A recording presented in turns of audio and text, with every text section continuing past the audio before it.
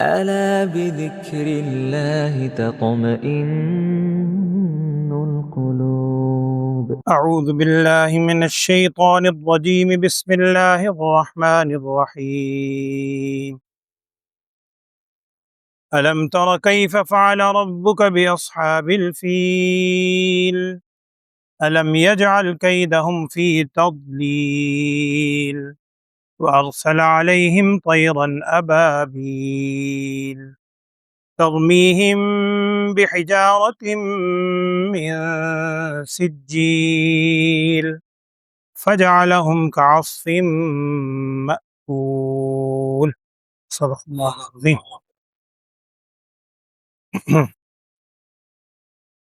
بسم اللہ الرحمن الرحیم.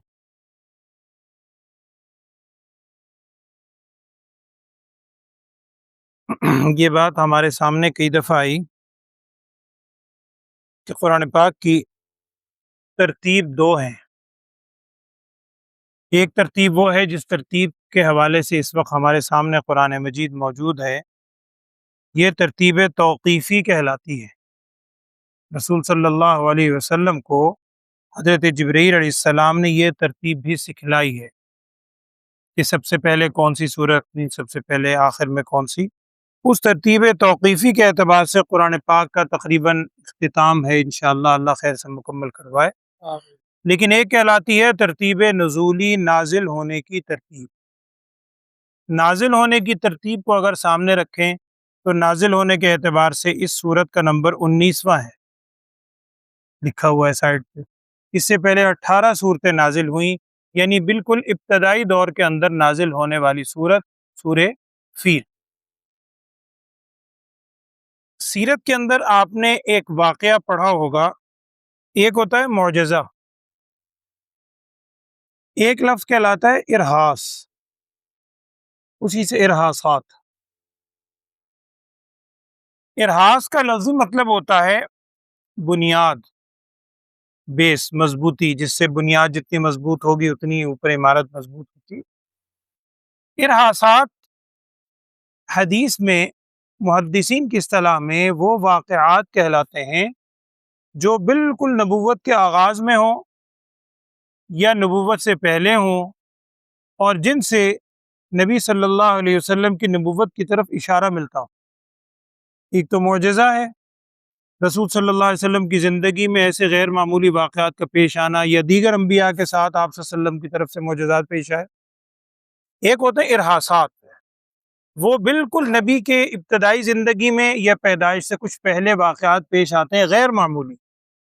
انہی میں ایک غیر معمولی واقعہ پیش آیا تھا مکہ مکرمہ کے اندر، جو مکے کے لوگوں میں بہت زیادہ مشہور تھا. اور ہم دو تاریخ بولتے ہیں، ایک ہم ہجری اس لفظ بولتے ہیں، ایک عیسوی.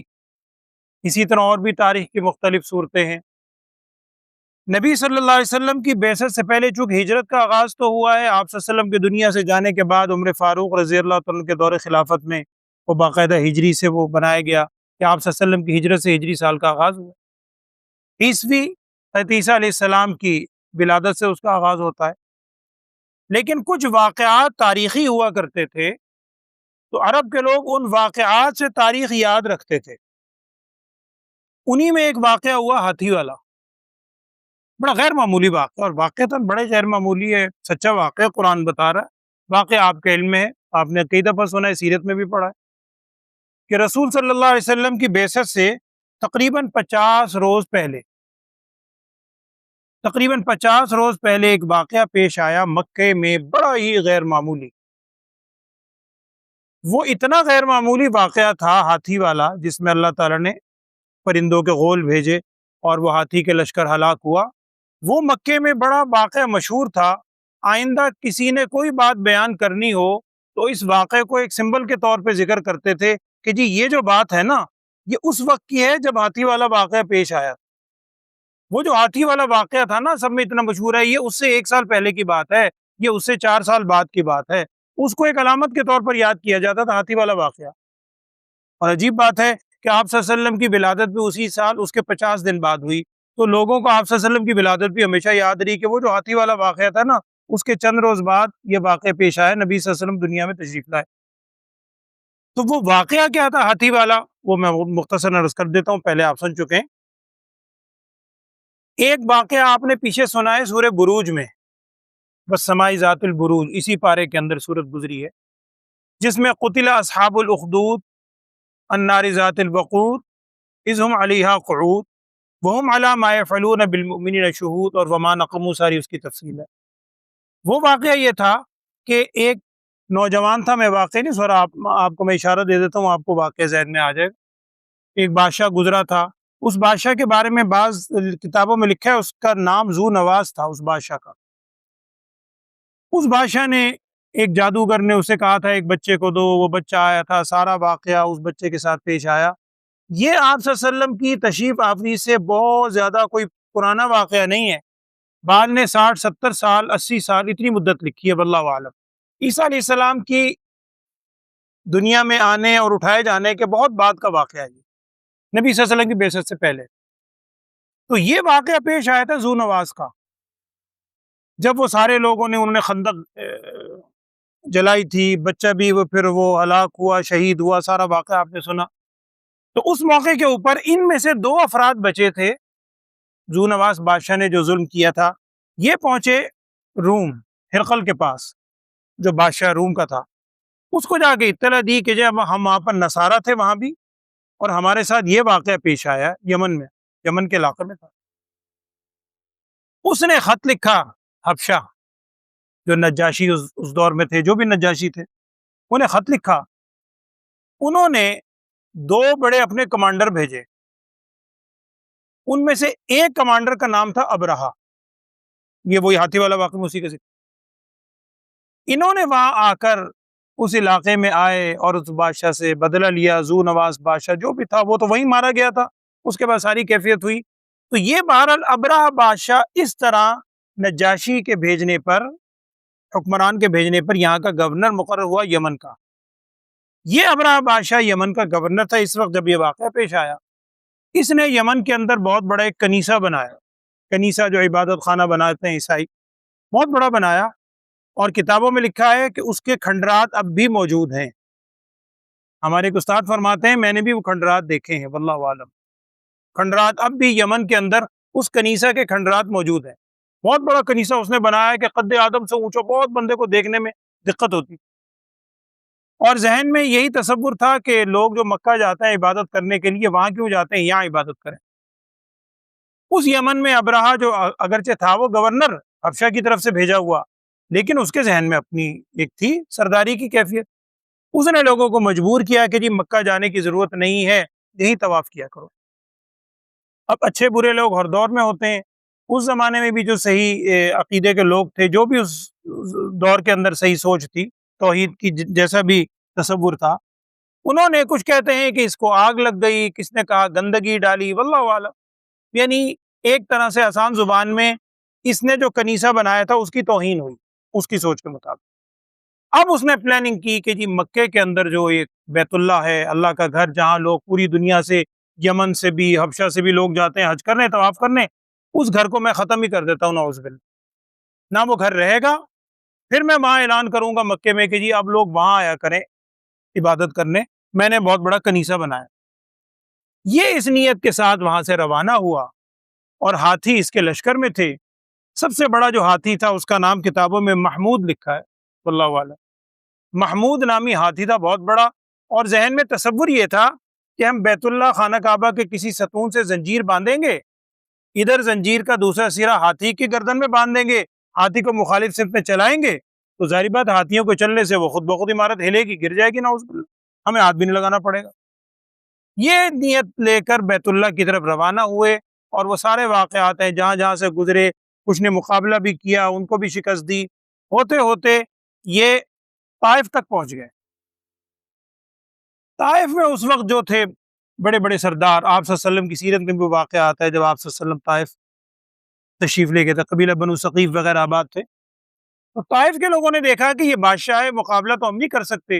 انہوں نے کہا کہ جی لات نامی بت ہے ہمارا طائف میں، اسے کچھ نہ کہو، ہم تم سے کوئی تعرض نہیں کریں گے، بس اس کو نہ چھیڑنا، چلے جاؤ۔ اس نے طائف بھی کراس کر لیا۔ آج جن حضرات نے دیکھا ہے، آپ نے وہ علاقے دیکھے ہوں، مجھے بھی اللہ نے سعادت دی طائف تک جانے۔ طائف سے آگے نکلے تو آگے آنے کے بعد عرفات بھی کراس کر لیا. مزدلفہ اور مینا کے درمیان ایک وادی ہے، وادی محصر، اور آج سے اب کا مجھے نہیں کنفرم، آج سے کچھ عرصہ قبل تک اس کے ارد گرد چار دیواری بنا رکھی تھی. اس وادی محصر کے اندر جانے کی اجازت نہیں تھی. نبی صلی اللہ علیہ وسلم نے ارشاد فرمایا تھا کہ سارے علاقے میں وادی مینا میں قیام کرو سوائے وادی محصر کے، اس میں قیام نہ کرنا. یہاں تک اس کا لشکر ہاتھی والا پہنچ چکا تھا. ابرہہ بادشاہ کا نیت کیا تھی؟ نعوذ باللہ بیت اللہ کو گرا دینا، استغفر اللہ، اپنی سوچ کے مطابق. یہاں جب پہنچا تو ادھر مکے کے لوگوں کے کچھ جانور وغیرہ بھی چل رہے تھے. یہاں آپ صلی اللہ علیہ وسلم کے دادا حضرت عبد المطلب، ان کے جانور چل رہے تھے، اونٹ وغیرہ 200 کے قریب اونٹ تھے. اس نے جیسے بادشاہوں کا اس نے اونٹ بھی لوٹ لیے، جانور بھی پکڑ لیے، ادھر کر. وہاں کسی کو علم ہوا تو اس نے اپنا ایک ایلچی بھیجا مکہ، وہاں سے وادی محصر سے، اور کہا جی مکے جاؤ اور لوگوں کو جا کے اطلاع دو میں اس نیت سے آیا ہوں، مکے کو خالی کر دو، یہ کر دو. وہ آئے عبد المطلب سے، انہوں نے بات کی، جو بھی اس کا ایلچی تھا. عبد المطلب نے کہا بھائی مجھے تو اپنے جانوروں سے غرض ہے، یہ گھر تو اللہ کا ہے، اللہ اپنے گھر کی حفاظت خود کرے گا. وہ بھی بڑا متاثر ہوا. اس نے کہا جی ہمارا سردار وہاں ہے، ابرا وہاں چلے.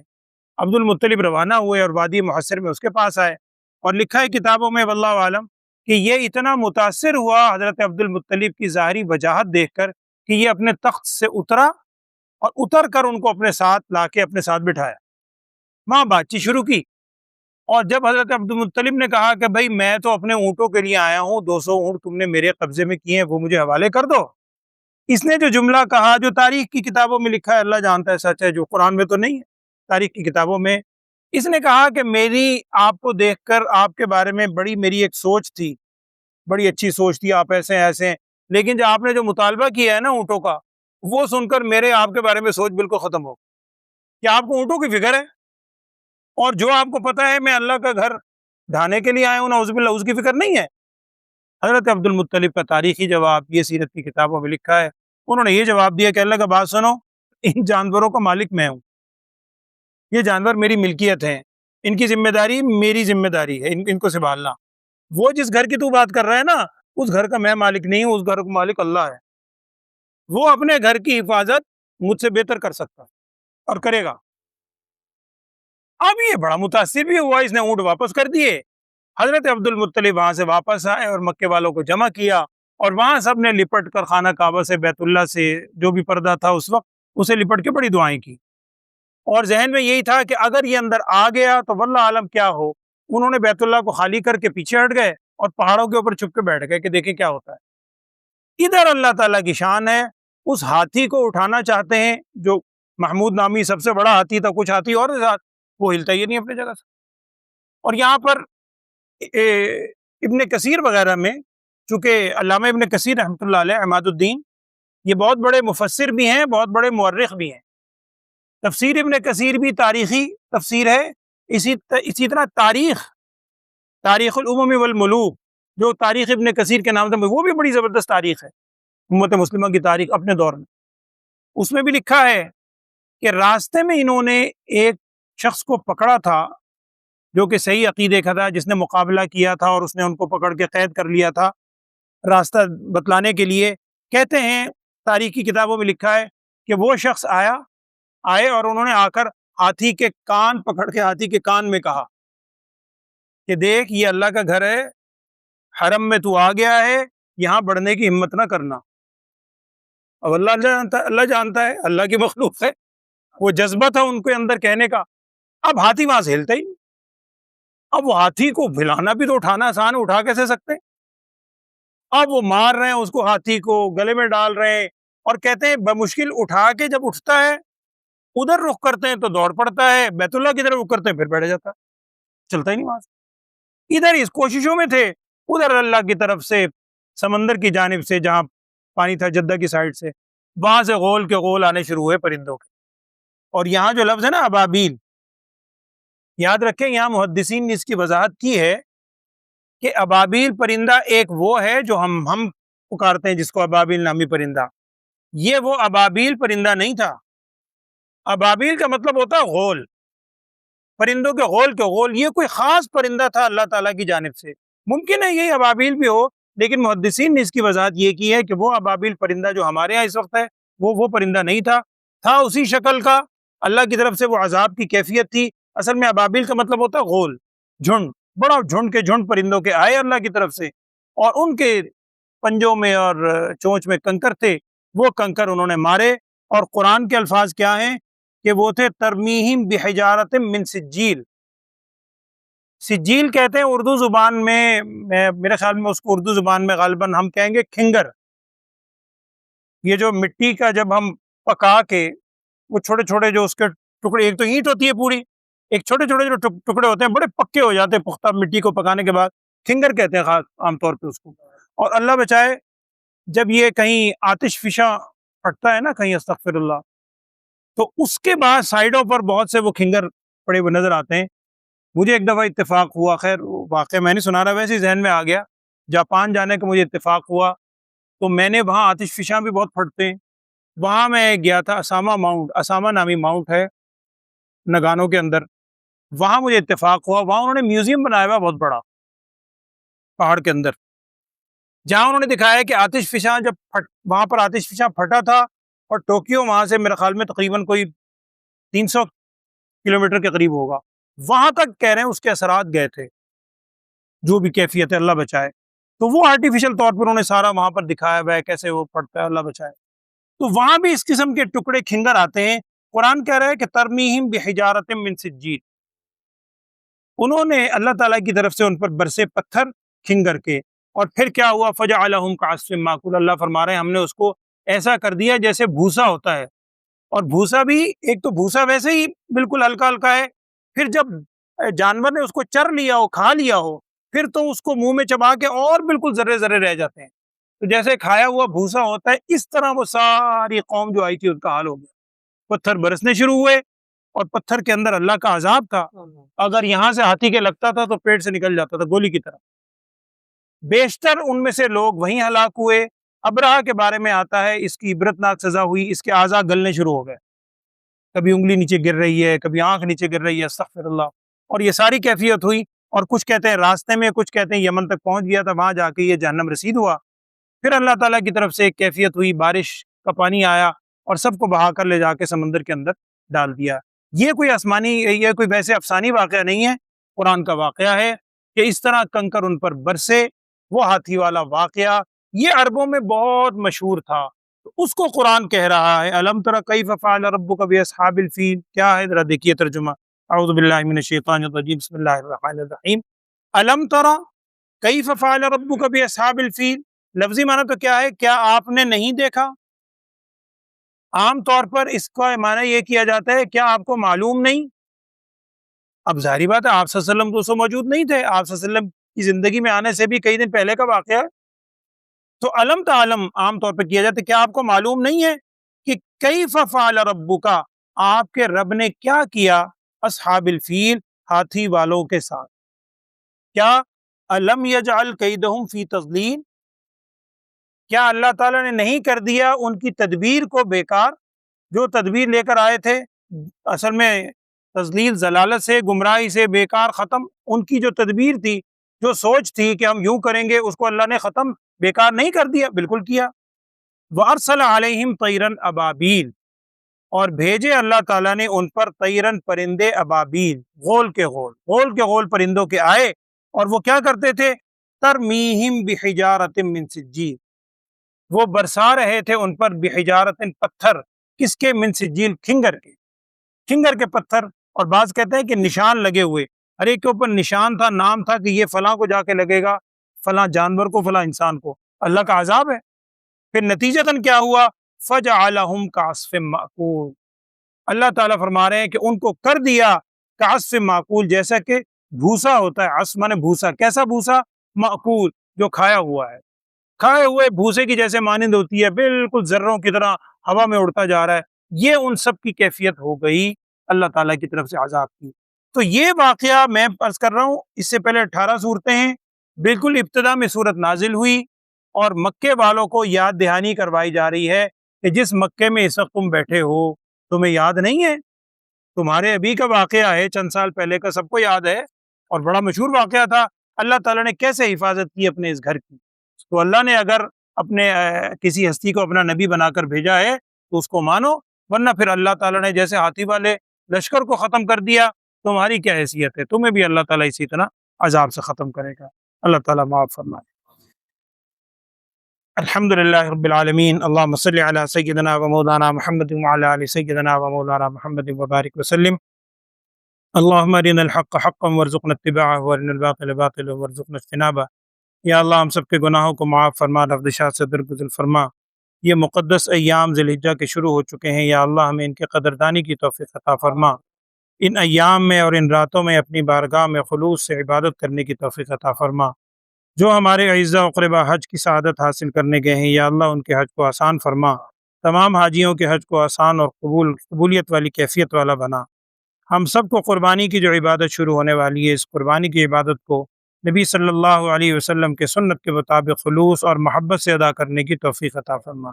وصلی اللہ تعالی علی خیر خلقہ سیدنا و مولانا محمد وعلی آلہ و اصحابہ اجمعین برحمتہ۔